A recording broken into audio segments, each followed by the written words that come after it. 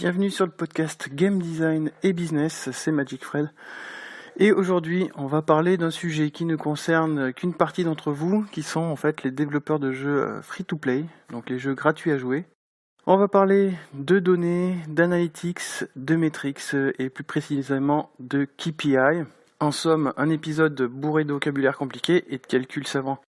Alors, il est encore temps pour vous d'arrêter d'écouter si vous êtes allergique aux maths, mais bon, pour ma part, je considère que c'est vraiment une partie très très importante pour le développement de votre jeu. Et aussi, je voulais vous prévenir que tout ce que je vais raconter aujourd'hui, pour moi, c'est encore que de la théorie.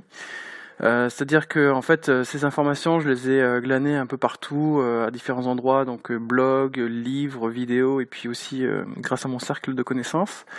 Mais pour le moment, je n'ai pas encore eu l'occasion d'analyser des données concrètes sur un jeu concret en fait, mais j'ai vraiment hâte de m'y mettre. Alors donc voilà, par exemple sur mon jeu là, Micro RPG, je suis en train de travailler sur donc la démo 3, dont la principale nouveauté en fait est la progression. Et typiquement, donc juste pour résumer, dans la version précédente, il n'y a rien de tout ça. Il n'y avait aucun équilibrage, il y avait 5 petits niveaux, pas de tuto ni d'objectifs clairs. L'idée avec cette démo 2, c'était de vérifier si le gameplay était plaisant, si la mécanique était sympathique, quoi. Donc voilà, donc là maintenant je passe à la progression. Donc la progression, rapidement, c'est quoi ? C'est tout simplement qu'on donne un objectif au joueur et le joueur doit passer à travers des niveaux et tout ça. Et on doit équilibrer le jeu pour que ça soit amusant de passer à travers les challenges. Donc avec la démo 3, je vais devoir mesurer tout ça, tout un tas de choses pour voir ce qui fonctionne et ce qui fonctionne pas, et si les joueurs jouent plus d'une fois, quoi. Voilà, alors à quoi ça sert concrètement de collecter, d'analyser des données dans son jeu ? En fait, l'idée est de considérer son jeu comme une sorte de version bêta en test constant, donc qui a pour but d'être amélioré encore et encore. Ça, c'est vraiment un avantage des jeux free-to-play, c'est qu'on peut les modifier, les mettre à jour continuellement. On n'est pas coincé avec une version et puis qu'on se rend compte que tous les joueurs s'enfuient et ne sont pas intéressés. C'est si jamais on voit qu'il y a des problèmes, on peut modifier encore les choses a posteriori. Donc si on réussit à améliorer son jeu, donc les fameux KPI dont je vous parlais au début, qui sont en fait, en français ça veut dire quoi ? Ça veut dire indicateurs clés de performance. Donc ces KPI augmenteront. Les joueurs joueront plus longtemps et seront plus disposés à dépenser plus. Voilà, ce qui est quand même l'objectif quand on veut faire un jeu avec lequel on veut arriver à vivre. Donc, dans l'ordre des choses, il faut créer un MVP. Je vous laisse vous référer à l'épisode 6 qui en parle avec précision. Petit résumé pour un MVP, c'est une version de votre jeu qui a une fonctionnalité centrale et qui est viable. Viable, ça veut dire qu'en fait, qu'on puisse déjà vouloir dépenser, acheter quelque chose dedans. Ensuite, il faut faire un soft launch qu'on peut traduire par lancement doux. Ça consiste en fait à faire un lancement limité à certains pays avec peu ou pas de publicité. Tout le principe là, c'est de collecter des données. C'est vraiment ça l'objectif. Que ça marche ou que ça marche pas, en fait, c'est pas ça l'important. C'est vraiment collecter des données. Alors là, encore une fois, je n'ai aucune expérience dans les soft launch, donc j'en parlerai, je pense, quand j'aurai fait concrètement cette étape-là avec mon jeu. Mais voilà, donc juste pour reprendre un peu cette idée et comprendre un peu plus la chose, donc imaginons qu'on lance en fait le jeu au Canada uniquement et qu'on collecte des données pendant un mois. Qu'est-ce qu'il faut mesurer et pourquoi faire ? Donc c'est là que sont nos KPI. Petite parenthèse, pour collecter les données, il faut un service qui s'occupe de ça. Donc il y a un certain nombre de compagnies spécialisées vraiment là-dedans. De ce que je sais, il y a Unity Analytics, donc qui est un service qui est associé au logiciel Unity, et l'API de Facebook qui font bien l'affaire pour un développeur indépendant. Il n'y a pas forcément besoin de payer, parce que là c'est des services gratuits, pas forcément besoin de payer pour commencer à collecter des données, quoi. Après, j'imagine que les grosses compagnies genre Supercell, Rovio et King là doivent passer par des services un peu plus poussés. Alors donc avec tout ça, on peut mesurer un paquet de trucs. Voilà, par exemple, on peut mesurer combien de joueurs jouent à notre jeu, d'où ils viennent, leur âge, ce qu'ils ont mangé au petit déjeuner. Mais bon, collecter des données, ça suffit pas. En fait, il faut savoir analyser les bonnes et traduire tout ça en plan d'action concret. Et c'est là qu'intervient donc nos KPI. Enfin, alors c'est parti. Je vous en donne aujourd'hui, en fait, je vous en donne 6 qui sont vraiment les indicateurs clés à suivre. Et le tout premier, c'est tout simplement le revenu. Évidemment, il vaut mieux savoir ce que rapporte notre jeu. Ce qu'on doit observer, ce sont les sources de revenus du jeu. Donc par exemple, qu'est-ce que les joueurs achètent dans votre jeu? Quels sont donc les achats intégrés qui marchent le mieux par exemple? Que rapportent aussi vos publicités? Combien de fois elles sont lancées et qu'est-ce que ça rapporte concrètement? Donc voilà, donc le revenu, ça c'était la clé de performance numéro 1. Ensuite, la clé numéro 2, c'est la mesure des joueurs actifs. Alors, donc ça c'est le nombre d'utilisateurs uniques qui jouent à votre jeu. On les comptabilise en général sur 2 bases, journalières ou mensuelles. Donc en fait, en anglais, souvent on appelle ça des DAU ou des MAU. Donc c'est Daily Active User, Monthly Active User. Donc c'est des joueurs... Voilà, les joueurs actifs, c'est quoi? C'est des joueurs qui reviennent dans votre jeu.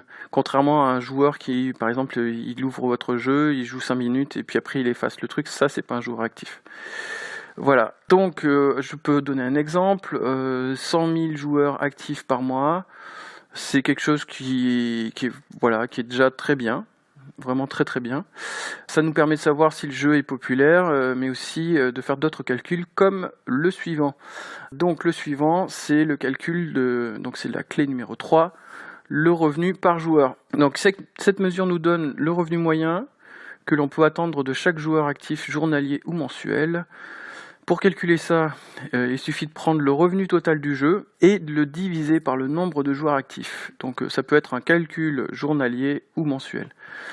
Exemple, donc imaginons qu'on fasse, allez soyons fous, 100 000 $ de revenus ce mois-ci avec 50 000 joueurs actifs. Cela nous donne donc un revenu moyen de 2 $ par joueur actif.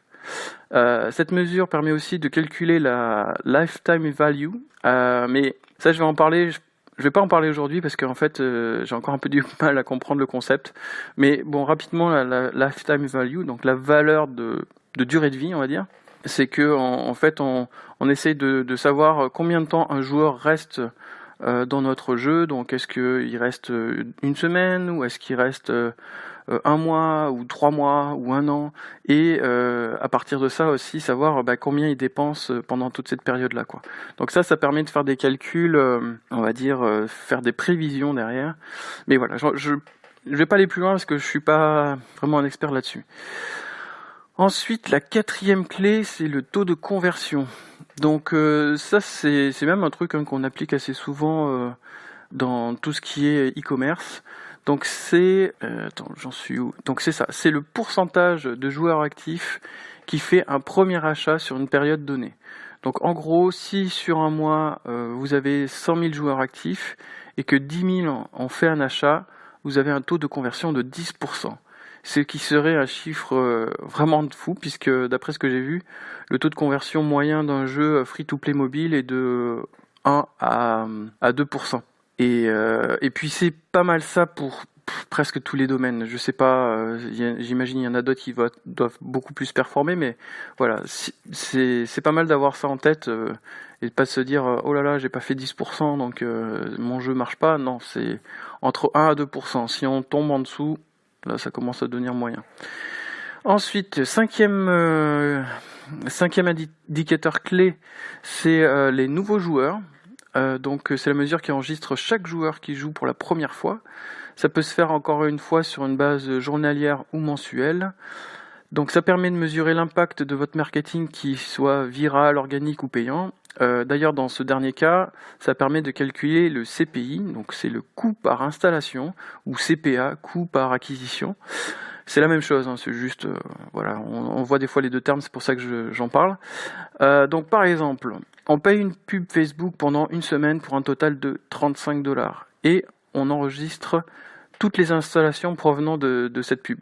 Imaginons qu'on gagne 100 joueurs grâce à cette pub. En gros, on paye 35 centimes le joueur, voilà. Puis en fait, grâce à cette valeur, on va chercher à optimiser la pub pour réduire le coût. Je sais que certains publishers en fait considèrent qu'une bonne acquisition ne devrait pas dépasser 15 centimes. Donc en gros, on ne devrait pas payer plus de 15 centimes pour attirer un nouveau joueur dans son jeu, ce qui donnerait donc un gain d'environ 230 joueurs avec ce même budget de 35 $ au lieu de 100 comme j'avais précisé tout à l'heure.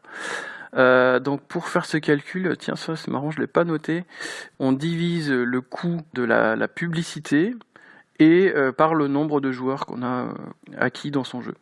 Voilà. Et enfin, le dernier indicateur clé, donc, c'est la rétention, et ça, c'est précisément cette mesure que je veux observer avec ma démo 3 de MicroRPG. Les autres KPI seront pour plus tard, de mon côté, lorsque je ferai un soft launch en fait. Donc la rétention, c'est quoi? C'est le pourcentage de joueurs qui jouent encore à votre jeu sur un temps donné, sur un temps observé. Plus le temps de jeu est long, donc ça veut dire que plus ils aiment votre jeu et plus ils sont susceptibles d'acheter quelque chose dans votre jeu. On mesure ce taux en général sur une journée, sur 7 jours et sur 30 jours. Donc exemple, 100 nouveaux joueurs débarquent dans votre jeu, le lendemain, sur ces 100 joueurs, il n'y en a plus que 15. Votre rétention J1, ou Day 1, comme on dit, est de 15%, ce qui est plutôt mauvais, puisque une bonne rétention est considérée à on va dire, entre 45-50 et plus, pour le jour 1. Et puis des bonnes rétentions pour le jour 7, c'est 25%.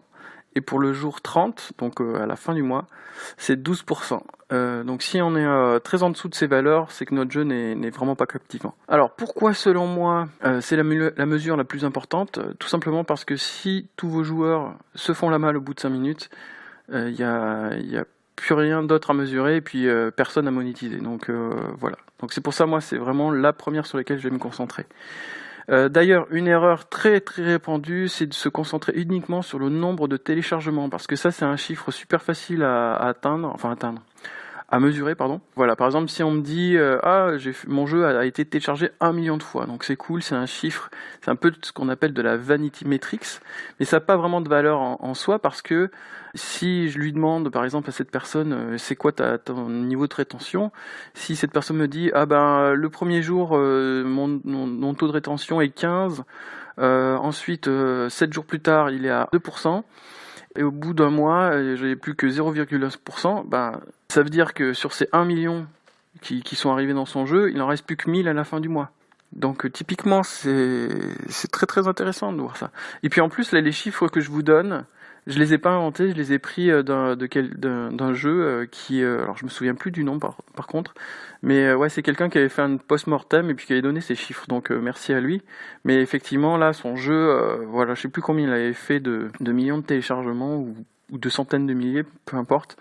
Mais ouais, typiquement, là, il y avait pas grand monde qui jouait, quoi. 15% pour le jour 1, c'est vraiment pas la fête, quoi. Donc voilà, donc c'est ce qu'on appelle, moi c'est ce que j'appelle un panier percé, donc s'il n'y a vraiment pas de rétention. Donc en fait, en gros, il faut boucher les trous, c'est-à-dire qu'il faut corriger son jeu pour que les gens restent avant de vous lancer dans l'acquisition gratuite ou payante de joueurs. C'est ça, ça sert à rien vraiment d'envoyer, je sais pas, voilà, 1 million de joueurs et que en fait sur ces 1 million, il reste rien à la fin, quoi. Il faut qu'il reste le plus longtemps possible. Voilà, j'ai fini. J'espère que je n'ai pas trop fait fondre votre cerveau avec tous ces chiffres. Je vous tiens au courant quand je serai à cette étape pour mon jeu, en espérant de ne pas me retrouver avec justement une rétention trop basse pour commencer. Si vous avez aimé et trouvé utile cet épisode, je vous invite à liker, noter, partager, et puis me dire tout ça en commentaire. Aussi, n'hésitez pas à me dire si vous avez un sujet que vous aimeriez que j'aborde. Voilà, c'est terminé pour aujourd'hui. Merci et à bientôt.